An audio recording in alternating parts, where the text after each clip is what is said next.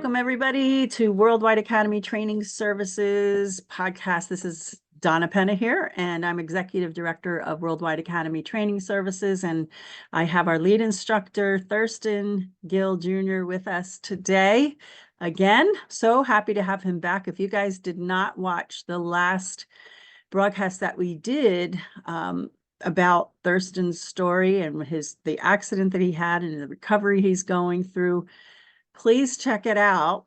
I'll have it linked to this video at the end, but check it out because we're actually going to do part 2 to last week's, but in reference to emergency supplies that we need to have available, or we should consider having available to us while we are recovering.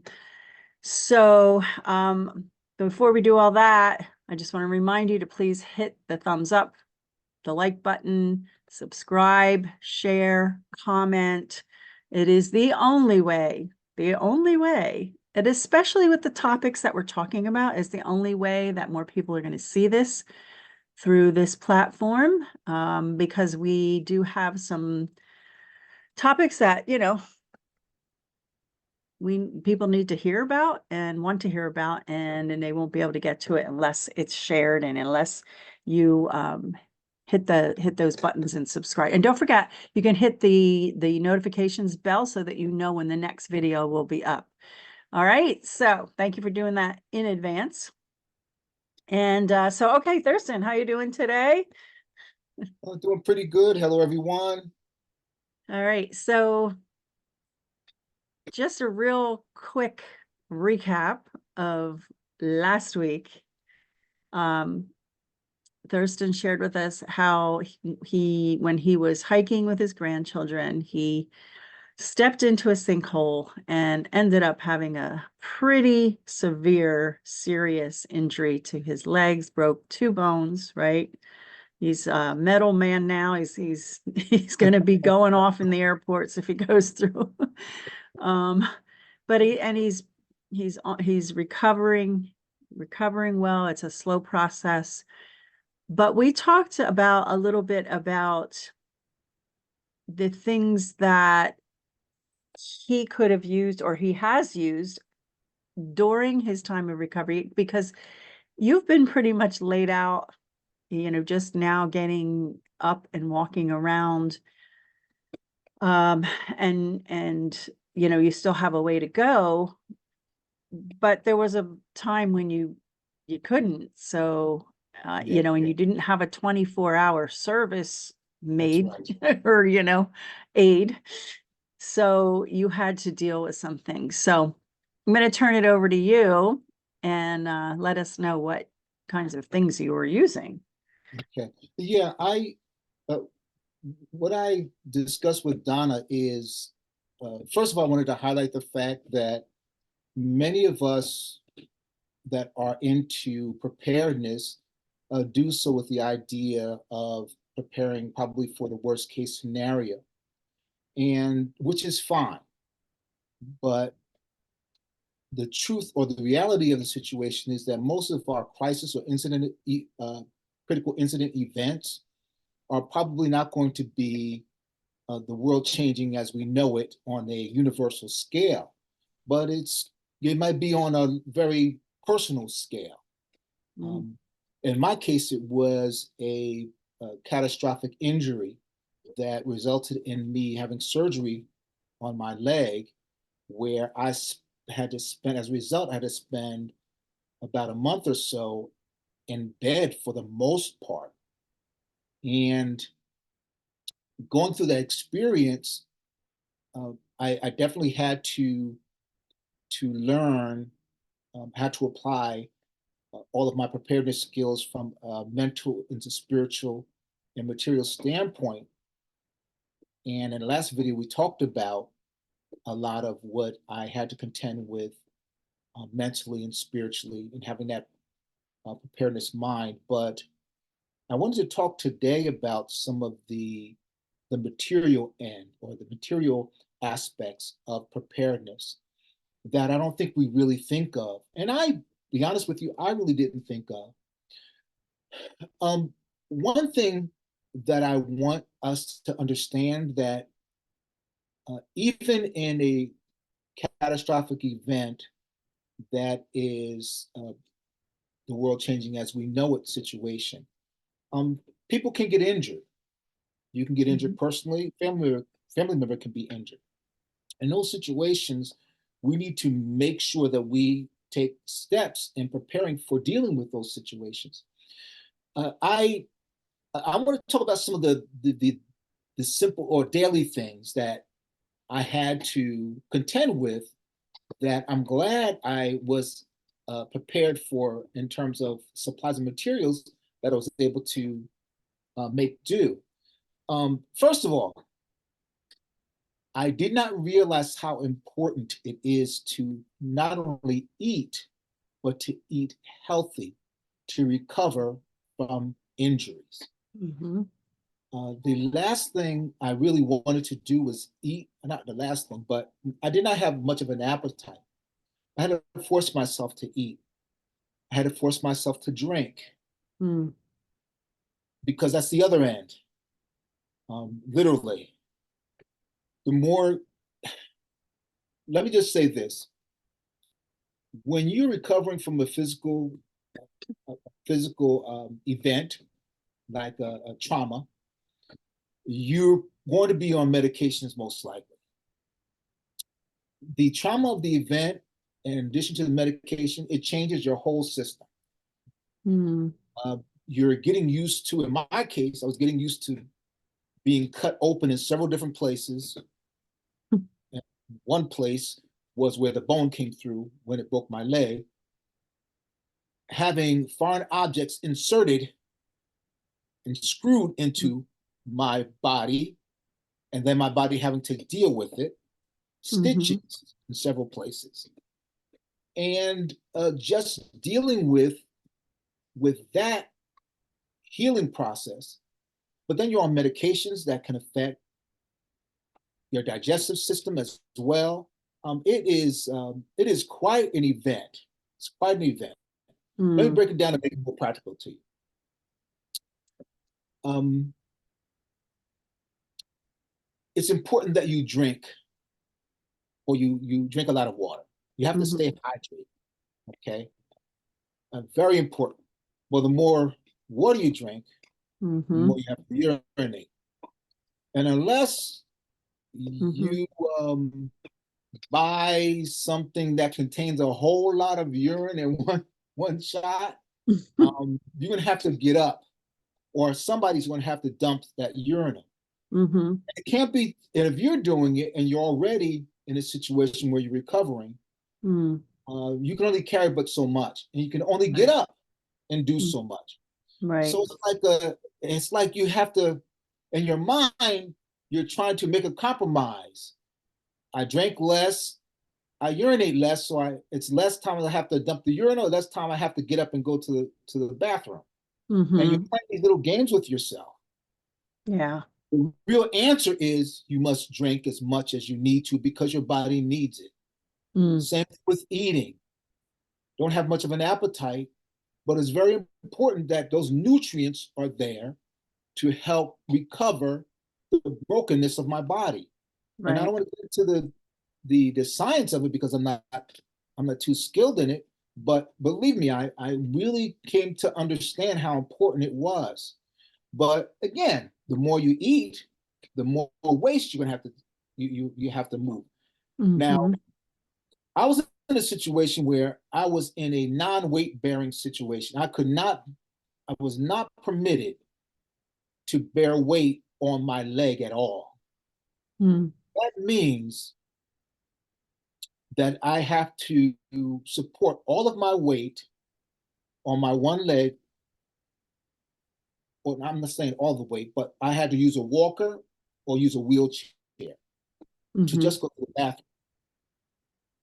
Yeah. Most of the time I used the walker. Mhm. Fortunately, I did have the strength to stand up and to move around, but I did not have the stamina to go all the way to the bathroom for weeks. Mm. The difference between strength and stamina.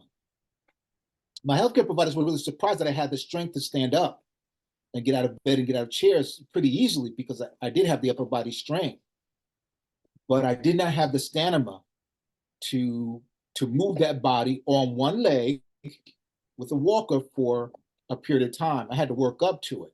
I mean, I Yeah. got up in the hospital, I got up and walked with a walker, suspending my leg in the air, which was swollen, by the way. It was swollen Mm, for several weeks. Was that my whole leg was swollen, mm, and it also had a soft cast on it, and it later turned to a boot. But a lot of weight. Let me just say, it was a lot of weight. But I got out of the hospital bed when I was in the hospital. Got out of the hospital bed, and I traveled maybe about I would say no more than 10 feet, hmm. and physically I was wasted. I couldn't. I was wasted to the extent that I passed out. Wow. And so when I got home, I had to devise these stations. You know, again, during a crisis, you kind of get into this mode. At least you should be in this mode to improvise, to make do with what you have, Hmm. to make things work. I know I had to go to the bathroom. Now my bathroom is way longer than 10 feet away from my bed, Hmm. and so I had to put staging areas. I had to put chairs, 2 chairs in between the distance between the bathroom and my bedroom. And that's where I had to stop to rest Wow. in order to eventually get to the restroom, which was another challenge when I got there. But Wow. So, yeah, so I'm just like thinking that just that scenario alone takes yes, a whole mindset of overcoming, of strategically planning. yes. I mean, that is, wow, that's amazing and extremely difficult, I can imagine. It is. And I've had to take care of my son and my grandson who had both had knee injuries, severe knee injuries where they had to have surgery to repair. And I also had to assist them. And I just developed a whole new appreciation for what they endured. And I think what made the difference is that if you're not weight bearing, how do you maneuver that weight? Hmm. It takes a lot of your body is already sucking energy from you just to repair your damage. Right. Feel it. Yeah, I had the upper body strength, but I also felt that I didn't have the strength that I used to have either. Hmm. And again, the stamina, just building it up. Right. It was quite interesting. So yes, you have to improvise to make things work. I could have stayed in bed for months. Mm. That would have been my choice. I think it would have been a foolish choice, but that's a choice I did not make. Hmm. I knew I had to continue to get up. There's risk of bed sores. There's risk Right. of delayed recovery. So you have to move. You have to move. Right. Right. And I also didn't want to be a burden on my wife, who was already taking care of my mother-in-law, who just had gotten out of the hospital, and she's Hmm. on a walk. Hmm. So, and she has back problems herself. She has arthritis in both knees. She has a pacemaker, and all this is going on. And I just knew, yes, I'm I find myself in a situation, the rescuer now need to be rescued, now recover, Hmm. but at the same time, I'm not helpless. So I Right. have to think of how to do things and do things on my own. Right. So for preparing meals, she still had to go to work. She's retired now and she's going back to work, but that's another story. But she still Hmm. had to go to work every day. And so I try to be as self-sufficient as possible. So that means I tapped into my emergency supplies as far as nourishment is concerned. I have little packets of food stuff that I don't have to prepare, that's ready to eat, and Hmm. so I use those. to get Mm. through. And what you use, um, what I use a lot of baby food. It's Okay. already pre-cooked, prepared. I just have to eat it. Now, a lot of it is yuck, because no seasoning, Yeah. but as far as from a nutritional standpoint, um, it checked all the boxes.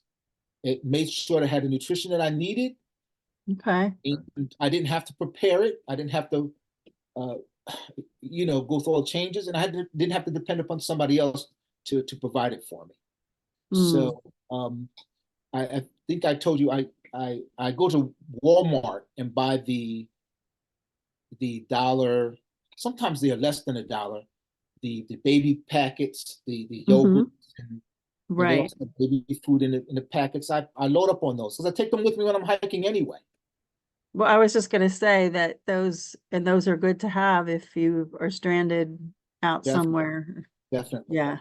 And I want to try to help people understand too, even when they're collecting emergency supplies, is they have to be mindful of the fact that if you have to move and you have to evacuate from where you are,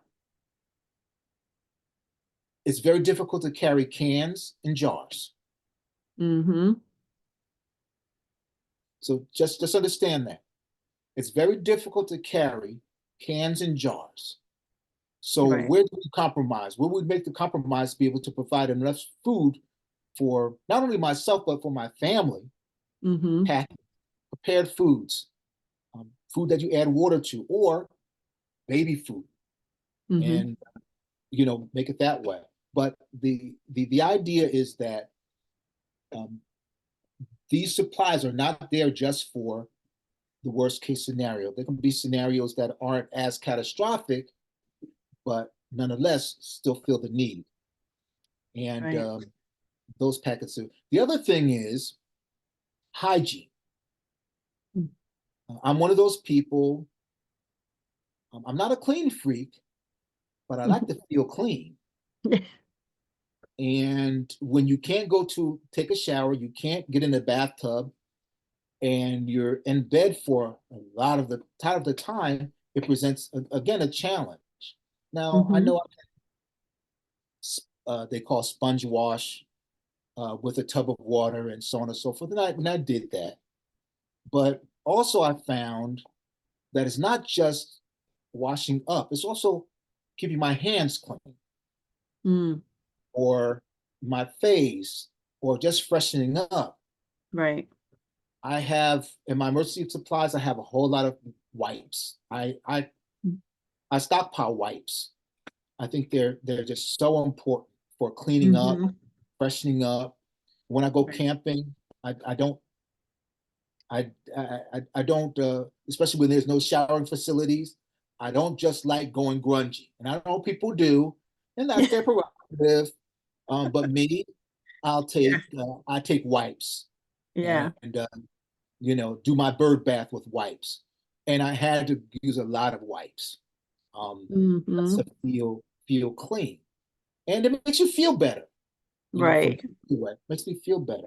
So that was Right. another supply that I tapped into quite a bit. And Hmm. so that was very helpful. But yeah, you have to you when you develop the preparedness mindset, uh, these these these little challenges to try to maintain a quality of life Yeah. and recover, you do what you have to do to make things work. I thank That's a God good having point. Yeah, and that's a good point too, and I don't know that a lot of people think of it that way. It's just we're thinking, oh, I just have to be prepared. What do I have to buy? But is to be able to keep the quality of life that you have or close to it yes, to make your life a little easier, maybe, you know? absolutely, because it's hard enough. Um, Yeah. in my preparedness planning, I did not imagine having to get up and down 16 stairs. Um, Never thought about it. Hmm. Now I have to get up and down 16 stairs with a walker. Mm. And so I had to improvise. I had to figure out a way to do it. So basically, I would scoot on my behind up and down the stairs, which Mm-hmm. in turn is very exhausting because you're literally lifting your body up. It's like doing dips, if you don't know what Mm-hmm. dips are. Going up and down stairs, which turned out to be a blessing because I was able to build up my upper body strength even more. You're exercising. Exactly, exactly. But very exhausting, very exhausting. After a while, got so good at it, I was able to move more quickly. But um, in order to kind of get out of the world of being bedridden, I had to be able to get up and down stairs. So Mm-hmm. I progressively started doing that until I was able to be able to go downstairs to eat meals like everybody else. Mm-hmm. So just being in bed. I had to. I have a walker. I use the walker. I still have it. I found that using the walker because I'm bearing my weight on my hands. The walker on a handle is hard plastic. Mm. It began to cause pain and numbness in my hands. So I said, Oh. and I'm saying, oh, all I need is another pain here, you Yeah, know? yeah, yeah. So back to improvising again. Uh, I had to rig up some cushions on the handles of my walker. Took these those spaghetti tubings that like you use at the pool, the Yeah. foam Uh-huh. of the noodles. Yeah, the noodles, the Noodles. Yeah. noodles. Put those around my cane and then tape them up with Gorilla tape. And now I have cushions. That Gorilla tape. Use it for anything. Yeah. So, again, you kind of I figure have a out. question. I have a question totally off track. How did your dog handle all this? Uh, that was another challenge. Yeah. Um, it got to a point. Well, first of all, I had to rely on other people to take him out to walk him because I couldn't walk him, Yeah. and that began to be a problem. Mm-hmm. So I had to eventually do it myself. Wow. He doesn't pull or anything. He already, thank God, I trained him. That's the other thing too. And if I can say this, Mm-hmm. please, please train your dogs to be mindful, not to not to just run past you or be careless to run through your legs or by you Mm-hmm. uh, without acknowledging that the fact that you are the pack leader and they should be behind you and they Mm. shouldn't be running in front of you or through you Right. because that helped when I got hurt and I had to walk him. He knew Mm. better not to run past me going down the stairs. He Mm. knows to stand behind me, allow me to go first. And as I'm Mm-hmm. walking down the stairs, to walk behind me and not just, no matter how excited he is, not to just bogart through me or pass me in doorways. He waits for me to go through the doorway. And that I had to train him to do that. And Mm-hmm. I think that's important for every dog owner, especially if you have a large dog, because if you have to rehome them because something happens to you, you need to have your animal as as easy to Under rehome as control. possible. He Yeah. needs to be mindful and careful about children and even Mm-hmm. older people that they don't cause a danger just by being who they are. Right. Could cause another disaster. Cause another Even disaster. bigger. Yes. So Wow. back to my story with Buxley. So I had to take him out. So I would take him to the side of the house, but I have him on a leash. I couldn't let him go on, off leash. So I said, "How am I going to do this?" Well, thought came to my mind. I got a bunch of paracord in here. Let me tie the paracord to his leash and let them just run out the Mm, length of the paracord and just reel them in. It's time to come in.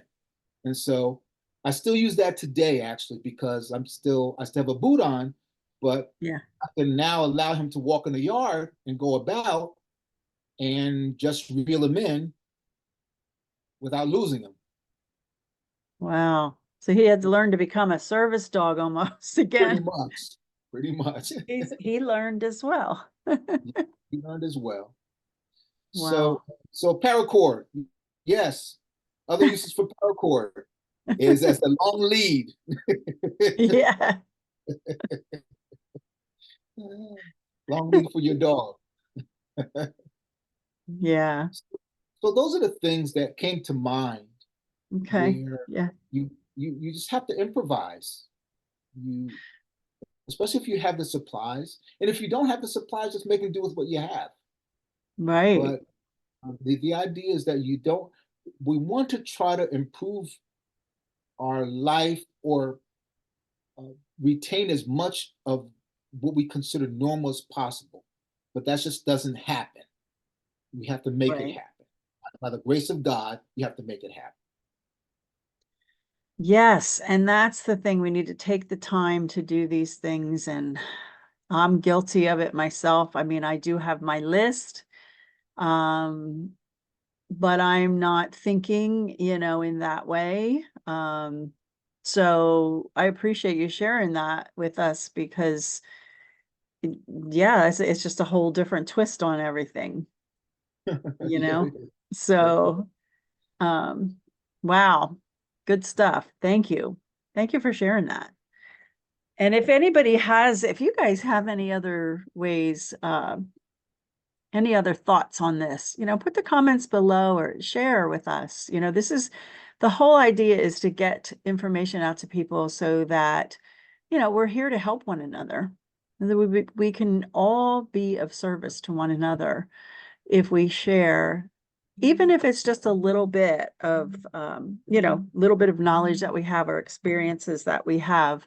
Yes. So, all right. So, anything else, Thurston, in closing that you might want to share about that, or anything else? Anything coming up that we want to talk about? Or Well, I just want to encourage everybody that it's really these small foxes that spoil the vine, as the Bible says.